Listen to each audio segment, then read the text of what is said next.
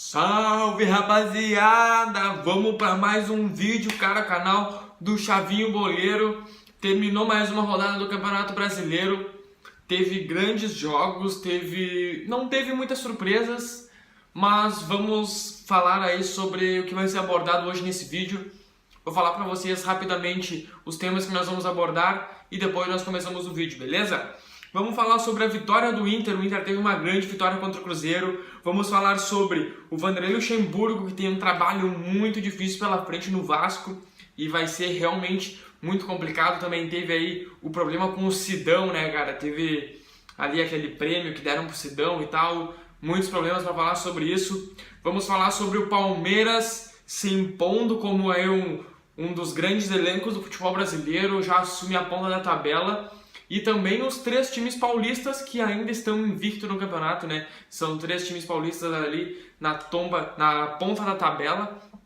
E vamos falar sobre isso também. Vamos falar sobre o Grêmio, que mais uma vez tropeçou e mais uma vez a arrogância predominou. E o Renato veio ali da declaração que o Grêmio é o melhor futebol do Brasil. Sim, e há controvérsias, eu não concordo e acredito que a maioria não concorde, né? Porque o melhor futebol do Brasil não tá nem perto de ser aquilo ali. Vamos falar sobre o Felipe Melo podendo ser convocado para a Copa América. Vocês acham que pode, vocês acham que não pode? Eu levantei essa questão lá no meu Twitter. A maioria das pessoas acha que não pode. Eu tenho a minha opinião e nós vamos falar sobre isso. Também temos como última coisa aí que nós vamos falar hoje os comentários do Fábio Carille após o jogo ali, aquela polêmica que deu do pênalti pro Grêmio, não pênalti pro Grêmio. Vamos falar sobre isso também. Então, rapaziada, vamos pro vídeo, começando pela vitória maiúscula, uma vitória grandiosa do Inter, né? O Inter mostrou ali que tem sim um dos grandes elencos do futebol brasileiro, deve ser sim considerado favorito em todas as competições que está disputando. Ontem mostrou isso. O Inter ganhou o jogo por 3-1, mas o jogo poderia ter sido 4, poderia ter sido 5. O Inter teve grandes oportunidades para isso. Mais uma vez, é a terceira vez seguida que eu venho aqui falar que teve um erro de arbitragem contra o Inter. O gol do Cruzeiro foi um gol irregular, foi um gol que deveria ter sido anulado, mas eu não vou falar nada sobre isso, tá tudo bem, né? Não adianta falar, é pior. Então, mais uma vez, o Inter tem um gol irregular marcado a favor do adversário, mas não vou falar sobre isso. Vamos falar sobre o gol que o Inter levou. O gol foi irregular, foda-se que o gol foi irregular. O juiz deu o gol, não adianta chorar. O Inter tomou um gol mais uma vez de bola parada e quase todos os jogos que o Inter toma gol é por bola parada. Isso é um grande problema, isso tem que ser consertado muito rápido, o Odair tem que dar um jeito rapidamente nisso porque os times já sabem aonde afetar o Inter. No jogo contra o Palmeiras ficou muito claro, o Palmeiras nos 15 primeiros minutos era bola pro alto, bola pro alto, bola pro alto, gol do Palmeiras. Nonato é a grande surpresa aí no time do Inter, né? Uma revelação da temporada aí, que ontem acabou com o jogo. Nonato jogou mais uma vez muito bem. Lá na Argentina contra o River, o Nonato já tinha acabado com o jogo.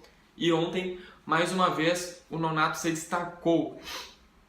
Eu, particularmente, acho que ele não sai mais do grupo, do time titular, por mais que o Patrick vinha jogando muito bem. O Patrick agora acredito que vai ter que esperar mais uma vez o momento dele, mas isso é muito bom porque mostra a força do grupo do Inter, né, cara? Tu pegar o Inter, tem no banco, tem o Guilherme Parede, tem o Neilton, tem o Sobis, por enquanto tem o Camilo, agora tem o Patrick que provavelmente vai pro banco. O Inter tem um elenco muito bom no time, no grupo reserva, né, cara? Tem o próprio Pedro Lucas, que é um centroavante da base, mas que é muito bom também.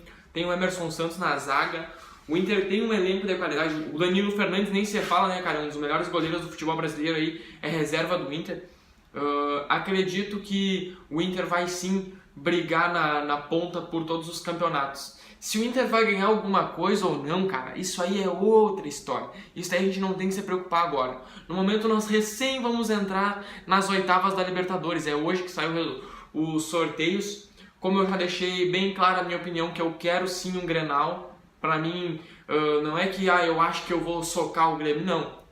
Cara, imagina que histórico seria as oitavas de final, ou seja, qualquer fase da Libertadores, um Grenal, cara. Seria histórico, mas eu quero muito um Grenal agora nas oitavas, porque agora o Inter vem bem e agora é o começo. Eu tenho que reconhecer que o Grêmio é um time de tradição, o Grêmio é um time de história. Deixar o Grêmio crescer, deixar pra pegar o Grêmio numas quartas de final, numa semifinal, é complicadíssimo, cara. É complicadíssimo. Os colorados têm que reconhecer que na Libertadores o Grêmio tem muito mais tradição que o Inter. Muito mais. O que o Grêmio tem de participações na Libertadores, o Inter tem de... Nem adianta falar, o Grêmio tem muito mais tudo na Libertadores que o Inter. Então a gente tem que respeitar sim, e eu acredito que nas oitavas de final seria o melhor momento para enfrentar. O Grêmio não vai estar tão bem e o Inter também não tanto. Vai ser parelho. Por isso que eu espero nas oitavas de final um Grenal. Vamos falar sobre o soco cotovelaço do Edilson no Nico Lopes. Teve muito colorado chamando o Edilson de marginal, de disso, de aquilo, que o Baldasso mesmo falou que o Edilson não pode mais jogar bola. Cara, todo mundo sabe que o Edilson é assim. O Edilson dá chinelo, o Edilson dá pau. Quando o D'Alessandro batia, quando o D'Alessandro queria brigar, ninguém falava nada. Quando o William deu aquele cotovelaço lá no Bolanhos, lá, quebrou o queixo do Bolanhos lá, todo mundo bateu palma e aplaudiu. O Edilson errou e com certeza ele vai pagar pelo que ele errou, velho. Acabou o assunto, não é marginal porque fez isso, não é bandido porque fez isso. O cara apenas deu um cotovelaço no outro, o cara se irritou, ficou bravo. É um cara que tem pavio muito curto, mas tem muito jogador aí que faz coisa muito pior. O Fagner do Corinthians, ele praticamente quebra a perna de um, em todo jogo ele dá pau em um, mas ninguém fala nada porque é lá do eixo. Mas eu acho que foi um lance brutal, mas não justifica chamar o cara de marginal por causa disso. Passou, cara, acabou o jogo, foi. Os caras estão lá dando risada e a gente tá aqui batendo boca, brigando por causa dos caras. Aí sim. Só pra finalizar do Inter, eu acho que tem que ser muito ressaltada essa vitória, porque muita gente não coloca o Inter como favorito nas competições. Ontem mesmo eu falei lá no meu Twitter que eu tinha que aturar muito gremistinha falando que o Inter não é candidato a favorito na Libertadores, é menos candidato que Cruzeiro, Palmeiras e Flamengo. O Inter é tão candidato quanto, e o Grêmio também. Rapaz. O Grêmio há pouco tempo atrás foi campeão da Libertadores. É o último brasileiro campeão da Libertadores. Tem o melhor técnico do Brasil. Tem um dos grandes elencos do Brasil, o Grêmio. Tem que ser colocado entre os favoritos junto com os outros. Teve um cara lá, eu agora me esqueci o nome dele, que ele falou que pelo elenco do Cruzeiro, pelo que o Cruzeiro fez dentro de campo, o Inter não fez nada dentro de campo. O Inter não perdeu nenhum jogo pro atual campeão da Libertadores. O Cruzeiro perdeu pro Emelec. O Palmeiras perdeu pro São Lourenço. O Flamengo perdeu pro Peñarol. O Grêmio perdeu pra Universidade Católica. O Inter não perdeu pra ninguém e não é considerado favorito. Vai me conversar fora. Acho que eu sou criança pra estar engolindo bala abaixo tudo que os outros falam. Não, o Inter é favorito sim. E quem não acha que o Inter é favorito é clubista sim. Só tá com, sei lá, com dor de cotovelo ou simplesmente não gosta do Inter e não quer admitir. Mas tudo bem. Não é favorito, vamos ver lá no final. Vamos ver quem vai chegar mais longe. Eu tenho muita confiança no grupo do Inter. Posso morder a língua, posso daqui a um tempo ter que vir aqui falando que o Inter foi eliminado? Posso, mas como qualquer um pode. Então, por enquanto eu vou manter minha palavra.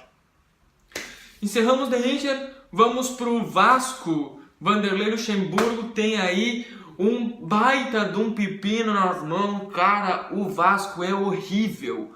Eu falei no último vídeo que eu ia ser um torcedor do Vasco por conta do Vanderlei Luxemburgo. E sim, vou torcer muito pro Vasco por conta do Vanderlei Luxemburgo. Mas que o Vasco é péssimo, cara. O time do Santos, velho, é um time muito forte. E todo mundo já percebeu isso. Todo mundo já tá ligado, tanto que o Santos tá lá na ponta da tabela. Mas não justifica a roda que o Santos deu no Vasco. O Vasco é o último colocado na competição, tá lá completamente na zona do rebaixamento, né? E vai ser uma missão muito difícil pro Vanderlei. Ele é um técnico experientíssimo, ele é um técnico que sabe de futebol, se não é o mais entendedor, é um dos mais entendedores do futebol. aqui no Brasil e vai ter aí um grande problema pela frente. Tem aí o caso do Sidão agora, que eu até postei no meu Twitter e no meu Instagram que o Sidão poderia ser considerado o pior goleiro do Brasil nos últimos tempos. E sim, ele pode ser sim considerado o pior goleiro do Brasil nos últimos tempos, porque fazem 3 ou 4 temporadas que o Sidão vem muito mal, mas nada justifica o que fizeram com o Sidão ontem. Eu não acho que o erro foi de quem votou ou o erro foi da Rede Globo. O erro foi de todos. Todo mundo errou. Acho que foi o Desimpedidos que puxou ali para o pessoal votar na enquete.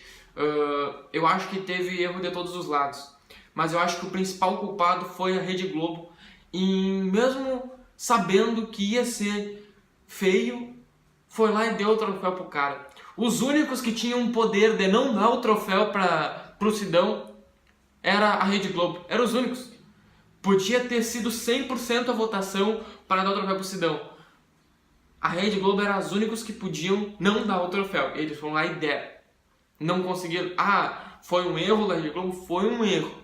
Mas mesmo errando, eu considero a Rede Globo a maior culpada da história. Não tem conversa. Era eles que podiam ter impedido aquilo. Eu não vou ficar falando que porque o Sidão não tinha depressão, porque só se importa com os caras depois que acontece as merdas. Antes de acontecer as merdas, ninguém tava lá apoiando o Sidão, tava todo mundo debochando. Aí na hora que o cara falou que tava mal, que precisava de ajuda, agora todo mundo ama o cara. Aqui, ó. A mim não. Eu não vou vir aqui defender, também não vou aqui apontar o dedo pro cara. Ele tá no momento mal. Eu não consigo entender por que contrataram ele também. Um cara que vem aí há 3 temporadas mal. Velho, eu nunca joguei profissionalmente, tá? Mas todas as vezes que eu joguei, na maioria das vezes que eu joguei mal. Então eu sei que tem como tu saber que tu tá mal. E tem como teus companheiros saber, tem como teu treinador saber, tem como o preparador de goleiro saber, tem como o psicólogo do clube saber, tem como qualquer retardado saber que o cara tá mal. Por que deixa o cara aí jogar? Se o cara tá com problema na cabeça, o cara tá com problema pessoal, o cara vive um mau momento técnico dentro do futebol, pra que colocar o cara em campo? Isso aí, se ele seguir jogando, vai acontecer muitas outras vezes, a não ser que ele agora, assim, entre numa gana e consiga reverter essa situação de uma forma heróica. Porque se ele conseguir voltar pro próximo jogo e começar a ter boas atuações, cara, ele merece muitos aplausos. Mas no momento, na minha opinião, o Sidão deveria ser afastado um pouco. Eu também não consigo entender como que não tem um goleiro melhor no Vasco do que ele. Mas eu também não vou ficar falando muito do Sidão, porque... cara, é muito delicada a situação, é muito delicada o problema que ele tem, né? Não é um problema só dele, é um problema que ele carrega da mãe dele também. Ontem ele falou ali que era muito triste porque ele carregava o nome da mãe dele nas costas. Então isso é pesado e o assunto Vasco termina por aqui. Vamos ao Palmeiras agora.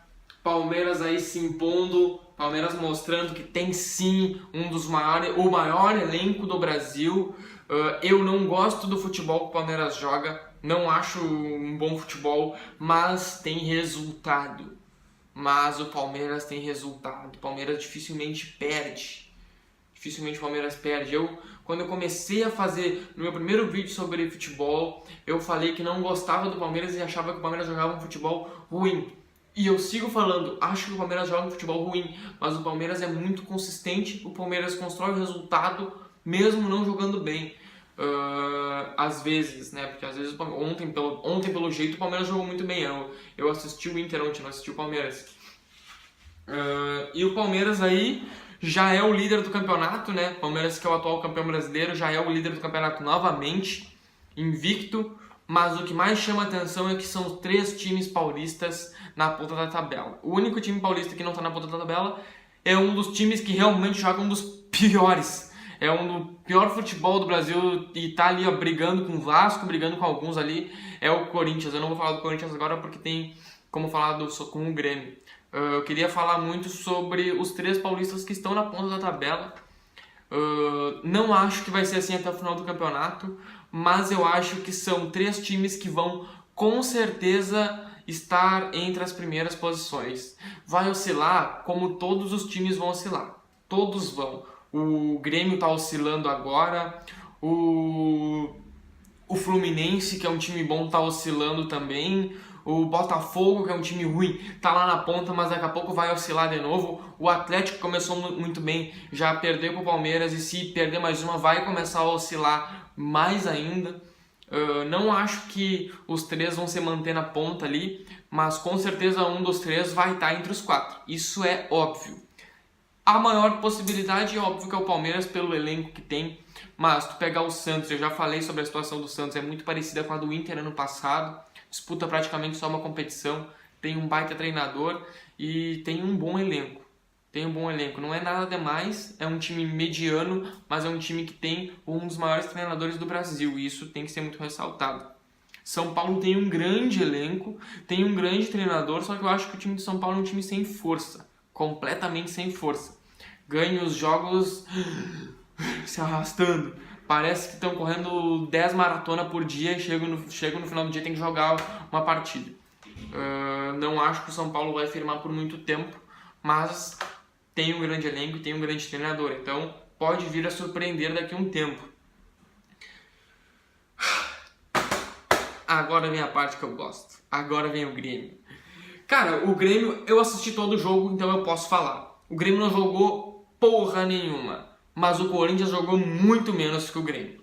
O Grêmio teve uma grande chance de gol, que foi a bola na trave do Luan. Merecia muito ter entrado aquela bola. Que baita cobrança de falta do Luan. Não acho também que o Luan jogou um absurdo. O Luan voltou para o time titular e voltou jogando um futebol médio, não foi nada espetacular, merecia ter feito o gol de falta. Tem um detalhe que eu quero falar do Grêmio. O Grêmio é muito, mas assim, ó, eu não vou dizer 100%, mas o Grêmio é 89% dependente do Everton. O Corinthians marcou perfeitamente o Everton. O Everton pegava na bola, tinha 3 na volta do Everton. Vai ter muita coisa. Mas é óbvio, né? O Everton é o melhor do Brasil. O Everton é da seleção brasileira. Não, cara, não. Não é por isso. É porque os caras aprenderam que, marcando o Everton, o Grêmio não consegue criar mais nada. É o Everton que faz os gols do Grêmio. Mas o Tassiano e o André fizeram os gols. Mas quem destrói o jogo é o Everton, cara. É o Everton que puxa toda a marcação. No momento em que os outros jogadores do Grêmio não conseguem criar nada, como aconteceu ontem, acabou, o Grêmio não faz gol. Se o Everton não consegue jogar nada, não faz uma jogada diferente, acabou, o Grêmio não cria nada. O Grêmio deu 2 finalizações no jogo, cara. 2 finalizações no gol. O Corinthians deu 3. 2 finalizações em 90 minutos. Uma chance clara de gol em 90 minutos. E eu tenho que escutar o Renato falar que o Grêmio é sim o melhor futebol do Brasil. Deixa a arrogância um pouco de lado e calma, baixa um pouquinho a bola. Tá na zona do rebaixamento e tá garganteando. Aí depois é os colorados que são chatos. Depois é os corintianos que são chatos, que são isso, são aquilo. Mas pelo amor de Deus, cara, estão na zona do rebaixamento e estão querendo gritar. Cara, a mim não, cara. A mim não, assim não dá. Eu vi hoje o Maurício Saraiva, cara. Eu não gosto muito do Maurício Saraiva. Ele é muito, ele puxa muito pra um lado só, e a gente sabe pra que lado ele puxa, né? Puxa sempre pro lado do Grêmio, mas hoje ele falou uma coisa muito certa. Ele falou que o Grêmio, se não modificar, se o Renato não começar a mexer as pecinhas ali do time titular, o Grêmio pode até chegar onde o Renato falou que vai chegar, que o Grêmio vai ir pro lugar dele, porque realmente o lugar do Grêmio é lá na ponta da tabela. O Grêmio tem time e tem treinador para isso. Mas se não mudar, vai demorar muito. E esse ano não tá tão fácil assim de ganhar a Copa do Brasil, ganhar a Libertadores. Tá muito mais complicado. No ano que o Grêmio ganhou a Copa do Brasil, praticamente o Grêmio era o melhor time mesmo. Esse ano tem muitos times brasileiros com condições da Copa do Brasil, muitos times brasileiros com condições do Brasileiro e muitos times brasileiros com condições da Libertadores. Então, se não movimentar rápido, vai acabar ficando para trás. Mas eu concordo com o Renato, que o Grêmio vai voltar sim pro lugar dele. Em algum momento vai, né? Porque não é possível que tenha um baita treinador de nível de seleção, como o Grêmio tem, e não vai conseguir desenvolver um futebol bom, né? mas tá devendo. Mais uma vez eu falo, o Grêmio tá devendo e mesmo assim o Grêmio quer pagar nota. Não tem que pagar nota, tem que baixar a bola e aceitar que não tá bem. Quem não assistiu o jogo, pesquisa os melhores momentos do jogo. Cara, é um jogo horrível, Os dois times com medo um do outro, os dois times completamente com medo. Uma coisa boa, óbvio que o Jeromel e o Kahneman nunca estiveram mal, mas passaram por 2 jogos complicados, né, cara? Principalmente o jogo ali contra o Fluminense, o Grêmio tomou 5 gols, o Jeromel e o Kahneman mais uma vez foram impecáveis, mais uma vez foram perfeitos. Com certeza, sem dúvida nenhuma, a melhor zaga do Brasil disparada. É um fator muito a favor do Grêmio. Acho que só falta chama a válvula de escape pro Everton. Se o Everton não vai bem, o Grêmio não vai bem. Acho que o Viseu ainda não chegou em Porto Alegre. O Viseu, pelo jeito, não chegou em Porto Alegre ainda tá lá na Itália, né? O André, ele joga um jogo bem, joga 2 jogos mal, ele joga um jogo mais ou menos, joga 3 jogos mal. Acho que precisa só de uma válvula de escape. Quando o Everton não destrói o jogo, quando o Everton não é o diferencial, outro cara ali acabar com o jogo, destruir com o jogo. Agora vamos falar do pênalti. Pênalti que foi muita polêmica, muita gente falou do pênalti, porque o pênalti isso, porque o pênalti aquilo. Eu acho que não foi, todo mundo acha que não foi. Por quê? Porque é nítido que o Everton chuta a bola na mão do cara. O Fagner não tava assim com a mão. Não, cara, ele tava marcando meio abaixado. O Everton, não tem como dizer que o Everton mirou, porque eu não posso confirmar isso. Mas que o Everton tentou chutar na mão dele, eu tenho quase certeza que tentou. E acertou. O juiz primeiramente marcou o pênalti, foi no VAR e percebeu que todo mundo percebeu, que o Everton teve a intenção de fazer a bola bater na mão do Fagner. Eu achei correto. Aí depois, a bola vai pro Corinthians. Eu vi gente falando que a regra seria certa, seria certo devolver a bola pro Corinthians, porque num possível fair play, os jogadores podiam não fazer o fair play e fazer o gol sem que os jogadores do Corinthians estivessem preparados. Qual é a opinião de vocês quanto a isso? Eu não tenho opinião. Quanto a isso, eu não tenho opinião, cara. Eu concordo com os dois lados. Eu acho que realmente podia acontecer, mas eu também acho uma sacanagem a bola estar com o Grêmio e a bola não voltar pro Grêmio. Tanto que o Fábio Carille depois deu uma declaração muito forte falando que queria ter entendido aquilo, até para ele poder passar para os jogadores dele qual é a moral disso, o que os jogadores deles devem fazer quando isso acontecer, se devem reclamar, se não devem reclamar. O Fábio Carille foi muito consciente na declaração dele, diferente de muitos técnicos ali que bateriam palmas em a bola ter ido para o time deles. Não, ele questionou e queria saber por que a bola foi para o time dele, sendo que a bola estava com o Grêmio. E aí vai a questão de interpretação, cara. Eu concordo com os dois lados. Eu concordo que podia acontecer dos caras não respeitar o fair play, mas também concordo que é uma sacanagem a bola não voltar pro Grêmio, sendo que estava com o Grêmio a bola. Então, é foda. A arbitragem do Brasil é uma bagunça, com VAR ou sem VAR, os caras erram. Tá sempre aí uma discussão pra isso, pra aquilo. E é isso. Eu acho que não foi pênalti, acho que não tem muito choro. Nenhum dos times mereceu a vitória. O Corinthians é péssimo, o Corinthians é horrível, assim, ó. Não tem condições de ver o time do Corinthians jogar, os caras não conseguem trocar 5 passes seguidos, tá? O Grêmio no jogo também não estava conseguindo trocar muitos passes seguidos também. Então foi um jogo horrível, do nível do Atlético, Vasco e Atlético Mineiro lá na segunda rodada, do mesmo nível. Vamos para fechar aqui, Felipe Melo. Felipe Melo tá jogando muita bola, tá jogando o fino da bola, o Felipe Melo. Tá sendo elogiado por muita gente. Tá, o Filipão mesmo ali na entrevista coletiva após o jogo contra o Atlético Mineiro botou o Felipe Melo num trono. E minha opinião, devia ser pensado em levar o Felipe Melo para a Copa América. Devia ser pensado. Por quê? Experiência, tá? Mantém uma qualidade de 2 anos, tá? É a segunda temporada que o Felipe Melo vem muito bem. Ano passado ele destruiu, ano passado ele jogou muito bem em todo o Campeonato Brasileiro e esse ano ele começou muito bem de novo. Eu acho que devia ser pensado sim em levar o Felipe Melo para a Copa América, tá? Ah, tem outros. Cara, não é para ele ser titular. É para grupo. É para grupo. Eu não quero ver o Fernandinho, o Paulinho, o Renato Augusto. Prefiro que leve um cara que tá jogando bola. Prefiro que leve um cara que tá jogando bem. Não acho que ele deva ser unanimidade, tá? Só acho que entre levar Paulinho, Fernandinho, Renato Augusto, leva um cara aí que tá jogando muita bola faz 2 anos. Não sei. Felipe Melo tem muito problema com a imprensa. Ele é um cara, às vezes, agressivo, mas ele tem melhorado isso. Como eu disse, eu não acho que ele deve ser unanimidade. O Felipe Melo tem que ser convocado porque tá jogando bem, não. Mas no momento, ele tá jogando muito. E futebol é momento. Então, deve ser pensado sim levar o Felipe Melo para a Copa América. Beleza? Rapaziada, eu espero que vocês tenham gostado desse vídeo, tá? Quinta-feira nós voltamos após a rodada da Copa do Brasil, que vai ter no meio da semana. Vamos voltar também com os palpites da rodada, tá?